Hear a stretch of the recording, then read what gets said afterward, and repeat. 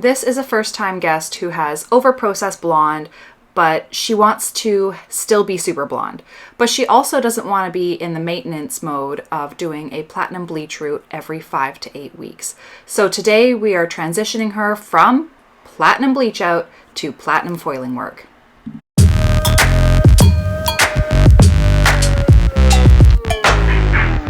Now, just to get one thing clear, these are not several weeks of roots. These are several months of roots.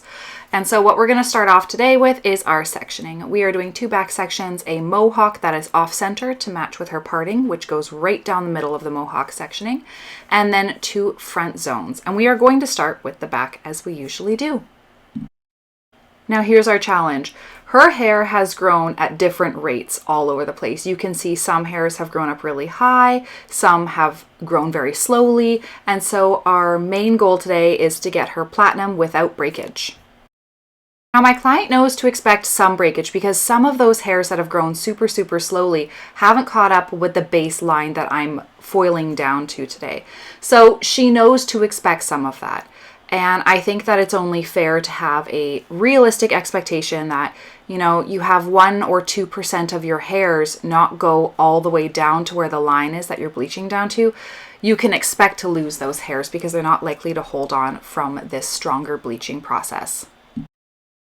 We are doing essentially a platinum card today, and we want to transition her from a solid bleach out into more of a foiled super blonde. She's not exactly sure where she wants to go with her blonde, but she knows she doesn't want to do solid bleach out anymore, and she wants to soften things up with a soft, natural smudgy root without actually smudging the root.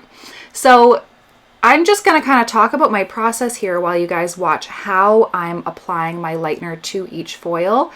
What I'm doing is I'm working up the back, and I've decided to do only slices today because have you ever done someone's bleach out 2 foils where you've left out pieces, no matter how small? You could do slice, weave, and your weaves can be baby lights, but you still end up with this hard line halfway down the hair or however long the roots were initially. You can see that line.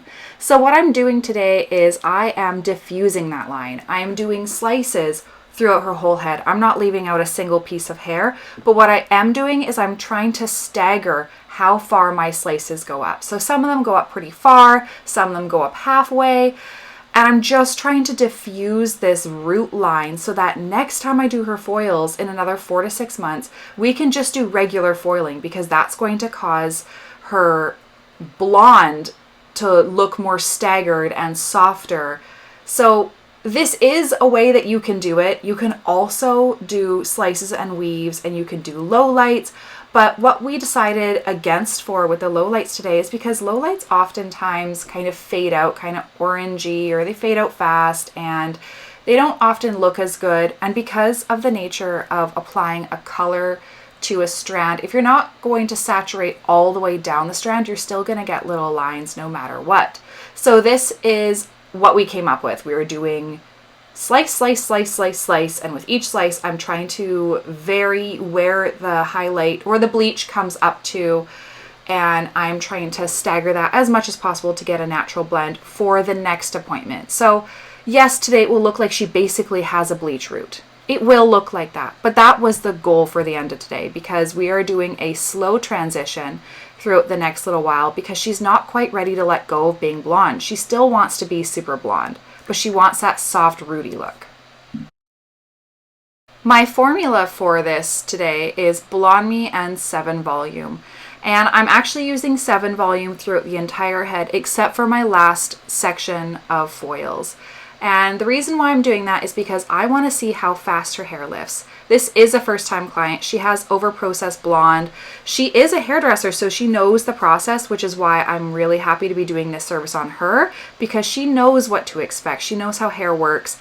And I feel like when you're trying something new for the first time, it's a good idea to try it on someone who also understands the process, and you can kind of bounce ideas off of each other. So we did a 7 volume because I want to take it low and slow. I want to lift her hair as gently as possible because we are at high risk of breakage. I want minimal swelling in my lightener, so I want to use a lower developer. And I'm fine to go back and reapply if I need to. My foils are neat, they are very clean, and I would rather go back and apply a more intense developer mixture later on rather than to be mixing, let's just say, a 20 or 30 volume, accidentally bump over these lines here and cause massive damage. So I think that this is the safest bet for her. She agreed.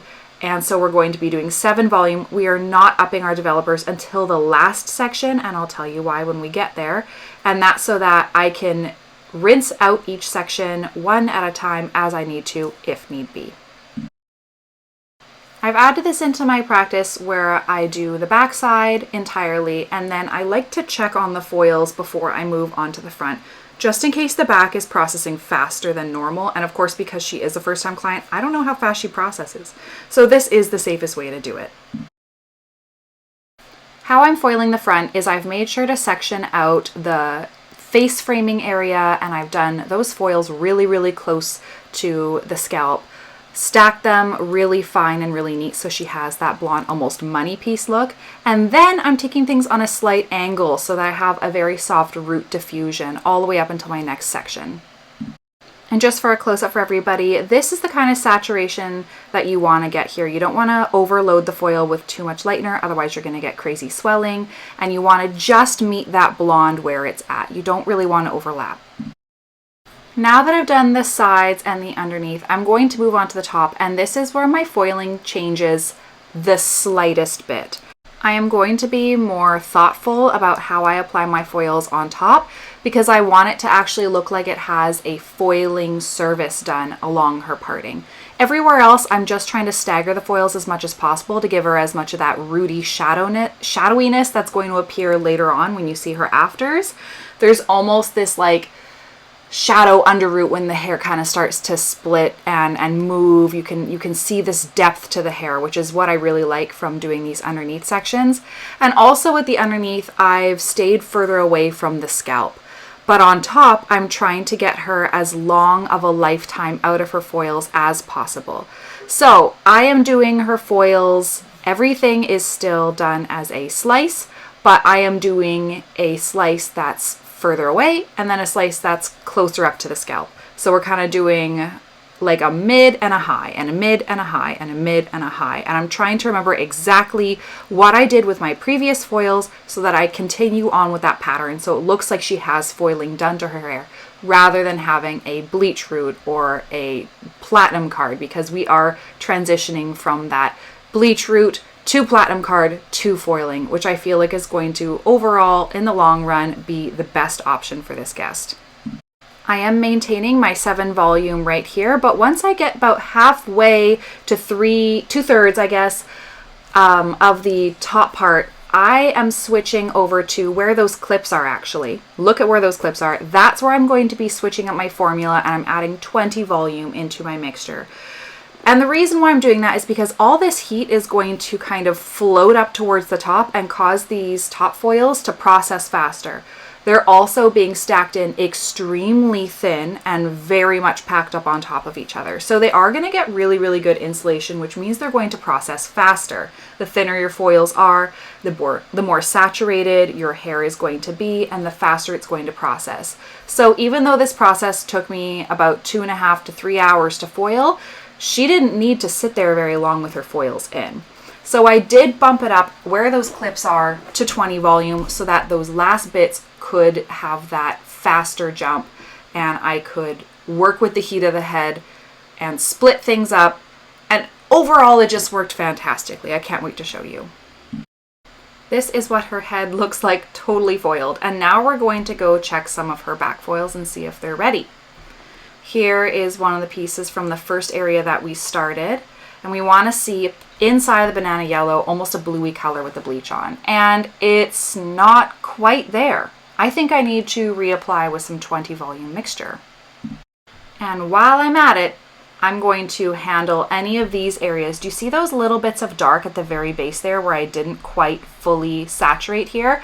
I'm going to tackle any of those little black pepper spots, which I like to call them, and make sure that everything is completely lifted, nice and even. So my next step here is to go through every single foil that I have just foiled and I'm going to reapply with a stronger volume just to the areas that need it. And then I'm going to watch these foils like a hawk. I'm going to make sure they're nicely insulated with heat, and I'm going to rinse them out as a, need case by case basis. It was quite cool in the salon today, and I don't believe in putting someone's head under a dryer with their foils in. So what I like to do is I like to lay a towel on top to keep things nice and warm. So the towel is on top of the front and the side so that they can keep nice and warm and toasty naturally without overheating and causing the bleach to swell, leak, expand, and do terrible, terrible things to the hair. So I am opening up each foil. I'm going from the top down, and I'm just checking anywhere that seems kind of golden, kind of orange, making sure that I have not overlapped, but also double checking to make sure that I don't have any black pepper spots in the hair, because that's something that's really important to double check. You don't want to have that because that will be super noticeable once the hair is dry, these little black pepper spots. And they're very, very hard to target afterwards. This is the opportune time to get them. This is something that moves pretty fast, but that's why you don't leave your client with bleach in her hair. I just don't leave her. I am always checking on how her hair is foiling. I don't know what happened to my camera here. This is wild. Sorry, guys. But again, that is something that you want to make sure that you're always close to your client while they have this much risk involved in their color correction service. Also, a neat little tip here. I am clipping my foils to this little spot on the towel, and that's securing things and anchoring things so that I can work pretty quickly and efficiently in this area. That's just something that I did today and I really liked, and I wanted to share that with you. So whenever you place a towel on someone's head, it is doing more than one job. Utilize the weight of that towel to secure your foils when you clip them.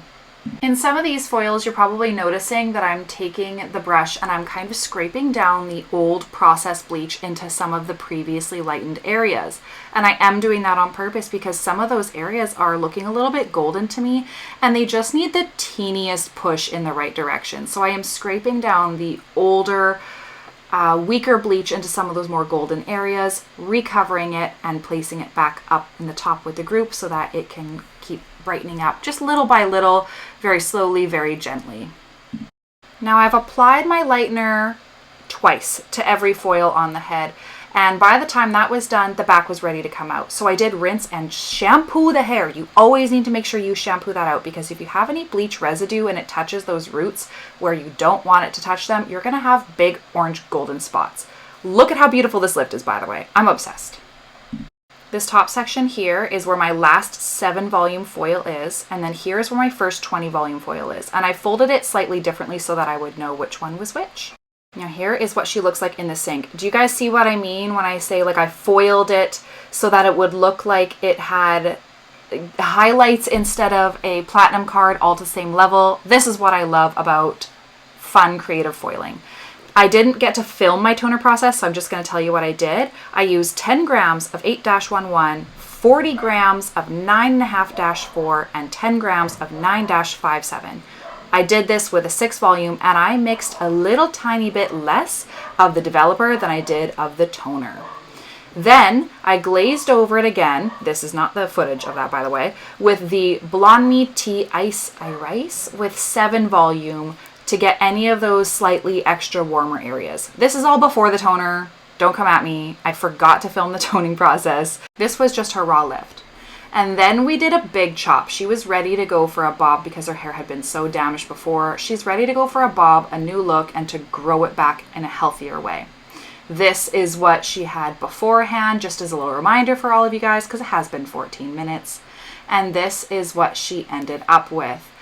It has that very soft, diffused highlight look, but it's still ultra, ultra, ultra blonde because every hair on her head is blonde. Now for my first star, almost no breakage. There was like 20 little hairs that broke. It was fantastic. I'm so proud of myself. Also, star number 2, my color work was completed in 4.5 hours. That is really fast for this amount of hair.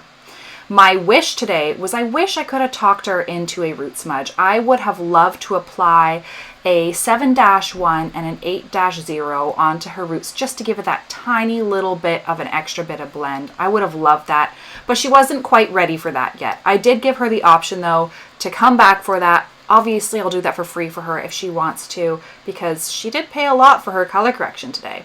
What do you guys think? What do you think about this whole process? Is this something that you might try in the chair yourself?